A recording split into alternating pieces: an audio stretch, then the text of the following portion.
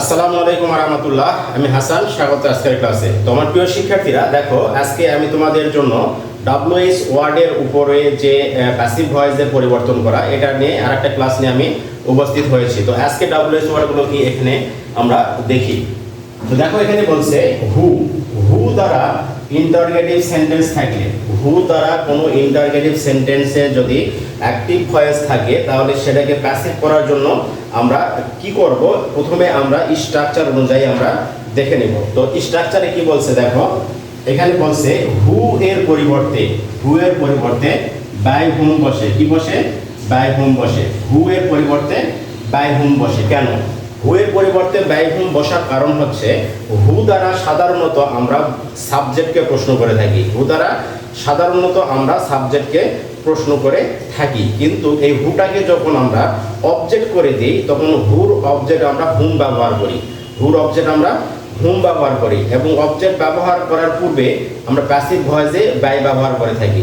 এখন এই বাই হুম এটা যদি আমরা প্যাসিভ ভয়েসে সবার শেষে যদি ব্যবহার করি তাহলে প্যাসিভ ভয়েস আর কি থাকবে না, প্রশ্নবোধক থাকবে না। যার কারণে আমরা হু দ্বারা যদি কোনো বাক্য যদি থাকে তাহলে সেই বাক্যকে প্যাসিভ করার সময় এই বাই হুম এই শব্দটা আমরা প্রথমে ব্যবহার করে থাকি। তারপরে কি বলছে, নাম্বার, পার্সন এবং টেন্স অনুযায়ী আমরা সাহায্যকারী ভার্ব ব্যবহার করব বা সাহায্যকারী ভার্ব আমরা বসাবো। তারপরে কি অবজেক্টিভ সাবজেক্ট হবে, তারপরে অবজেক্টিভ সাবজেক্ট হবে, অবজেক্টিভ সাবজেক্ট রূপ বসবে। তারপর টেন্স অনুযায়ী যদি বি, বিং অথবা বিন বসাতে হয়, যদি টেন্স অনুযায়ী বি, বিং অথবা বিন বসাতে হয় তাহলে আমরা বসাবো। তারপর মূল ভার্বে আমরা কি করব, পাস্ট পার্টিসিপল করব। মূল ভার্বে পাস্ট পার্টিসিপল করব, শেষে প্রশ্নবোধক চিহ্ন ব্যবহার করব। শেষে প্রশ্নবোধক চিহ্ন ব্যবহার করব। তাহলে শুধুমাত্র যতগুলো ডাব্লিউএইচ ওয়ার্ড আছে প্রত্যেকটা ডাব্লিউএইচ ওয়ার্ডের নিয়মটার বিপরীত নিয়ম হচ্ছে হু দিয়ে যদি কোনো প্রশ্ন থাকে সেটাকে প্যাসিভ করার সময় আমরা প্রথমেই বাই হুম এই শব্দটা ব্যবহার করে নিব। একটা উদাহরণ দেখি, who has broken the glass. Who has broken the glass. তাহলে এখানে কে গ্লাসটি ভেঙে আছে, কে গ্লাসটি ভেঙে আছে। তাহলে এখানে সাবজেক্টকে প্রশ্ন করা হয়েছে। এখানে কাকে প্রশ্ন করা হয়েছে? সাবজেক্টকে প্রশ্ন করা হয়েছে। তাহলে প্যাসিভ করার সময় আমরা কি করব, প্যাসিভ করার সময় প্রথমেই আমরা বাই হুম এই শব্দটা আমরা কি করব, ব্যবহার করব। তারপরে টেন্স অনুযায়ী আমরা সাহায্যকারী ভার্ব ব্যবহার করব। কি সাহায্যকারী ভার্ব? Have been. এখানে কি আছে, যেহেতু হ্যাজ আছে সেহেতু আমরা হ্যাজ বিন ব্যবহার করব বা হ্যাভ বিন ব্যবহার করব। তাহলে সাবজেক্টের পূর্বে এখানে আমরা হ্যাজ ব্যবহার করছি। তারপরে দ্য গ্লাস, এইটা হচ্ছে সাবজেক্ট, আমরা সাবজেক্ট ব্যবহার করছি দ্য গ্লাস। তারপরে এখানে বিন ব্যবহার করছি। তারপরে মূল ভার্বের যে পাস্ট পার্টিসিপল ব্রোকেন, এই ব্রোকেনটা ব্যবহার করছি। তারপর শেষে প্রশ্নবোধক চিহ্ন ব্যবহার করছি। তাহলে who has broken the glass, প্রশ্নবোধক চিহ্ন। তাহলে হুর পরিবর্তে বাই হুম, তারপরে হ্যাজ অবজেক্টকে সাবজেক্ট করলাম, এখানে বিন ব্যবহার করলাম, প্রেজেন্ট পারফেক্ট থাকার কারণে আমরা হ্যাজ বিন ব্যবহার করলাম। মূল যে সাহায্যকারী ভার্ব হ্যাজ এটা সাবজেক্টের পূর্বে ব্যবহার করছি। তারপরে মূল ভার্বের পাস্ট পার্টিসিপল করে দিয়েছি, শেষে প্রশ্নবোধক চিহ্ন ব্যবহার করছি। তাহলে আমরা কি দেখলাম, হু দ্বারা যদি কোনো অ্যাক্টিভ ভয়েস থাকে সেটাকে প্যাসিভ ভয়েস করার সময় হু এর পরিবর্তে আমরা বাই হুম ব্যবহার করব এবং ইন্টারগেটিভের পরিবর্তন অনুযায়ী আমরা প্যাসিভ আমরা তৈরি করে শেষে প্রশ্নবোধক চিহ্ন ব্যবহার করে দিব। এরপরে কি বলছে, এরপরে বলছে যে হুম দ্বারা যদি কোনো ইন্টারগেটিভ সেন্টেন্স থাকে, হুম দ্বারা যদি কোনো ইন্টারগেটিভ সেন্টেন্স থাকে সেটাকে আমরা কিভাবে প্যাসিভ করব। সাধারণত হুম দ্বারা আমরা অবজেক্টকে প্রশ্ন করে থাকি। সাধারণত হুম দ্বারা কাকে প্রশ্ন করে থাকি? অবজেক্টকে প্রশ্ন করে থাকি। কারণ এখানে হুর অবজেক্ট হচ্ছে হুম, যেহেতু হুম দ্বারাই প্রশ্ন করা হয়েছে সেহেতু হুম দ্বারা অবজেক্টকে প্রশ্ন করা হয়েছে। তো কিভাবে আমরা প্যাসিভ করব, প্রথমে আমরা স্ট্রাকচারের মাধ্যমে জেনে নিব।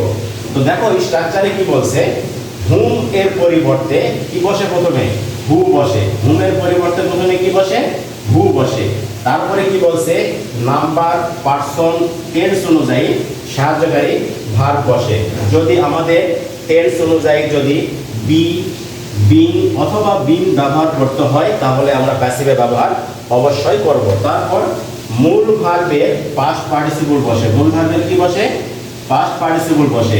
বাই বসে, সাবজেক্টের অবজেক্ট রূপ বসে আমরা প্রশ্নবোধক চিহ্ন ব্যবহার করি সবার শেষে। তাহলে এখানে হুম দিয়ে যদি কোনো অ্যাক্টিভ ভয়েস থাকে তাহলে সেটাকে প্যাসিভ করার সময় আমরা কি ব্যবহার করব, সেন্টেন্সের শুরুতেই আমরা হু ব্যবহার করব এবং নিয়ম অনুযায়ী পরিবর্তন করে আমরা শেষে কি ব্যবহার করব, প্রশ্নবোধক চিহ্ন ব্যবহার করব। একটা উদাহরণ দেখি, whom do you want, whom do you want. তাহলে হুম ডু ইউ ওয়ান্ট মানে কি, তুমি কাকে চাও, তুমি কাকে চাও। এখানে সাবজেক্ট আছে, এখানে ভার্ব আছে, কিন্তু অবজেক্ট নাই। তার মানে হচ্ছে আমরা হুম দ্বারা অবজেক্টকে প্রশ্ন করছি। তাহলে প্যাসিভ করার সময় আমরা কি করব, প্যাসিভ করার সময় আমরা হুমের পরিবর্তে আমরা প্রথমেই প্যাসিভ বাক্যে আমরা হু ব্যবহার করব। তাহলে হুমের পরিবর্তে আমরা হু ব্যবহার করলাম সাবজেক্ট হিসাবে। তারপরে যেহেতু প্রেজেন্ট টেন্স ডু ব্যবহার করা আছে, তাহলে আমরা এখানে ইজ ব্যবহার করছি। যেহেতু এখানে অবজেক্ট নাই, অবজেক্টকে প্রশ্ন করা হয়েছে, যার কারণে আমরা প্যাসিভ ভয়েসে সাবজেক্ট পাবো না। এই সাহায্যকারী ভার্বের পরে আমাদেরকে কি করতে হবে, আমাদেরকে মূল ভার্বের পাস্ট পার্টিসিপল করে দিতে হবে। তাহলে এখানে কি করছি, ওয়ান্টের পাস্ট পার্টিসিপল ওয়ান্টেড।